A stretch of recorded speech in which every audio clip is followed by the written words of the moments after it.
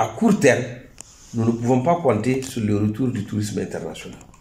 Et pour cela, nous envisageons de développer le tourisme domestique, c'est-à-dire inciter les Nigériens à visiter leur pays.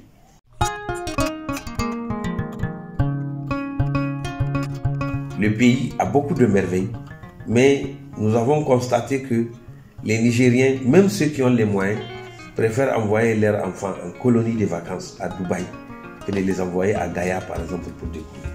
Pour que le tourisme intérieur se développe, ce n'est pas faute de volonté des Nigériens, puisque nous avons plus de 20 compagnies de transport interurbain qui fonctionnent à plein régime tous les jours. Ça veut dire que les Nigériens voyagent. Mais il faut les inciter à utiliser les infrastructures prévues à cet effet. Parce que nous devons d'abord combattre les lourdeurs culturelles. Les lourdeurs culturelles vis-à-vis du tourisme, parce que les Nigériens ne comprennent pas bien ce qu'est le tourisme. Et puisque le tourisme a axé durant toutes ces années sa stratégie sur l'extérieur, nous sommes obligés de mettre une nouvelle stratégie dont le premier objectif, c'est de combattre ces lourdeurs et ces préjugés sur le secteur du tourisme et de l'hôtellerie. Ensuite, faire en sorte que l'offre soit revue. Parce qu'actuellement, l'offre touristique nigérienne, elle est offerte à des bourses étrangères. Elle n'est pas adaptée à la bourse des Nigériens.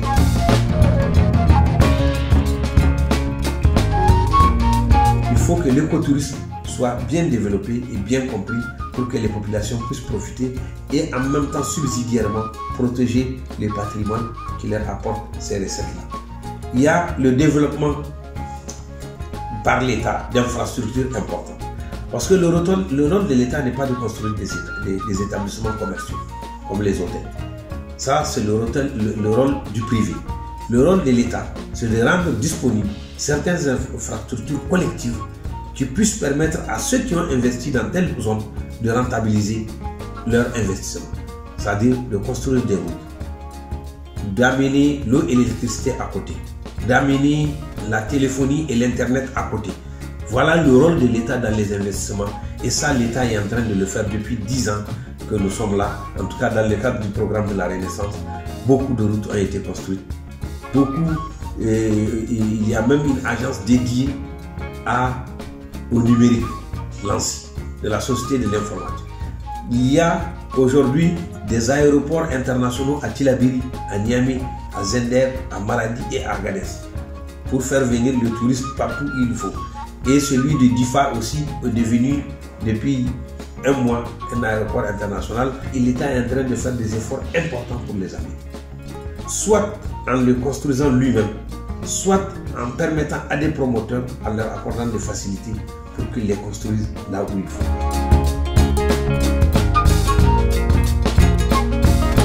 Il faut visiter, nous avons le musée national. Le musée national, c'est un site d'exposition permanent. C'était un des musées les plus célèbres d'Afrique avant. Ces dernières années, il a connu quelques difficultés liées à la maintenance, mais c'est le seul endroit où quand même vous pouvez avoir un parc zoologique, un parc pour l'histoire du Niger et des artisans en situation réelle en train de travailler. Il y a à quelques 60 km de Niamey la réserve des girafes de Kouré. Ce sont les dernières girafes blanches d'Afrique de l'Ouest qui se sont refusées et que grâce à un programme conjoint franco-nigérien, on a pu régénérer de 60 aujourd'hui à près de 700. Il y a par exemple les dunes de Karégourou. Les dunes de Karégourou, c'est une randonnée pédestre, mais depuis un certain temps, une agence de voyage a décidé de prendre en concession une partie pour offrir des soirées à thème.